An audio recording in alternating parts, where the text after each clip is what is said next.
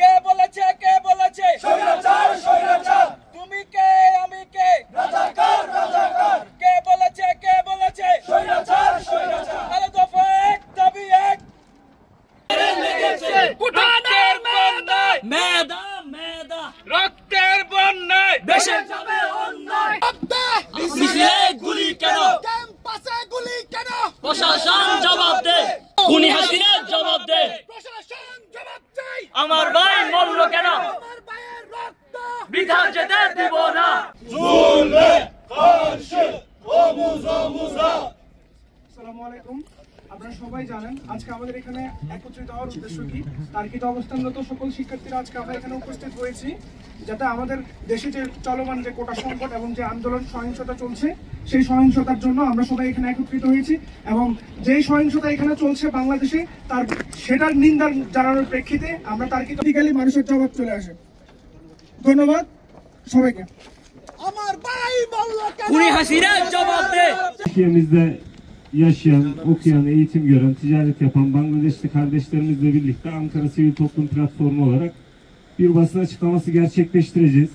Talebe Federasyonu, İFSO ve Bangladeşli Öğrenci Birliği de bugün destek veriyor. Araştırma Vakfı, Farukiye Vakfı, İnsan Değer Hareketi Ankara Şubesi, İnsan Medeniyet Hareketi Ankara Şubesi, Medeniyet Vakfı Ankara Şubesi, Önder Ankara Şubesi, Özgürder Ankara Şubesi, Safa Vakfı, Saye Derneği, Şehir ve Medeniyet Derneği, Umran ve Medeniyet Kültür Vakfı, değerli basın mensupları, Bangladeş'te yaşanan hukuksuz uygulamalardan endişe ediyoruz.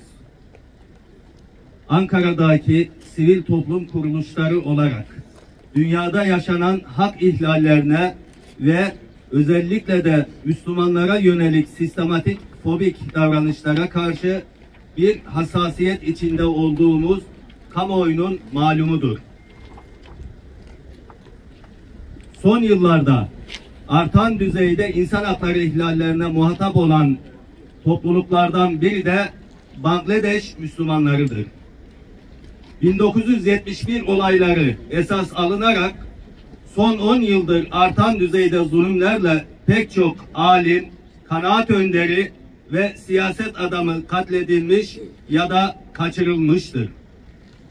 Hindistan eliyle Jammu Kesmir yanında Bangladeş'te de sürdürülen bu şiddet sarmalına karşı her zaman teyakkuzda hareket ettik.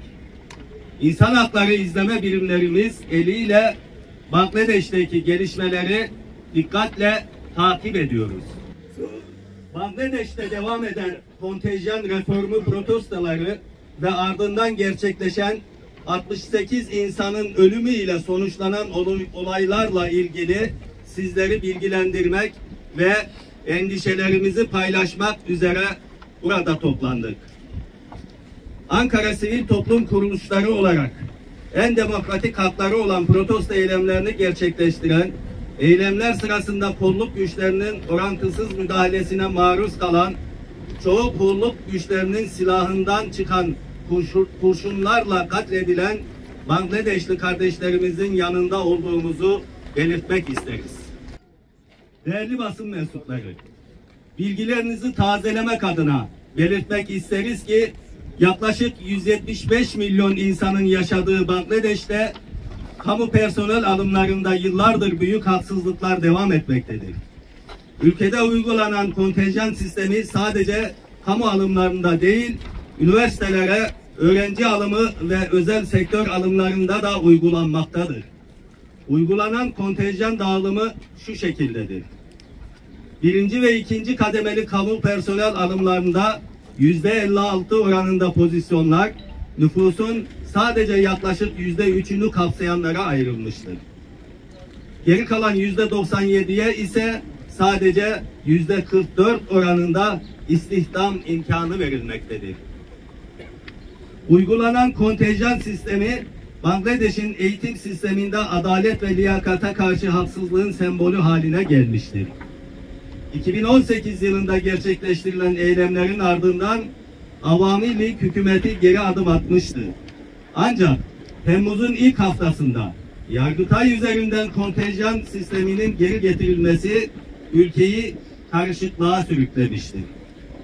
Toplumun büyük çoğunluğu bu kontenjan sistemine karşı çıkarken hükümet sadece kendi partili adamlarını işe alabilmek için sistemi devam ettirmiş, sahte gazi sertifikaları düzenleyerek diktatörlüğünü zirveye çıkarmıştır.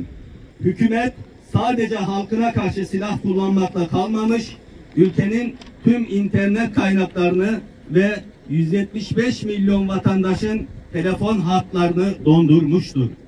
Bangladeş'te her karartma bir katliamın öncü habercisi gibidir. Ayrıca hükümet eylemleri durdurmak için sadece polis baskısı değil, aynı zamanda sınır güçlerini de metropollere indirerek orantısız şekilde aşırı güç kullanmaktadır. Biz Ankara Sivil Toplum Kuruluşları olarak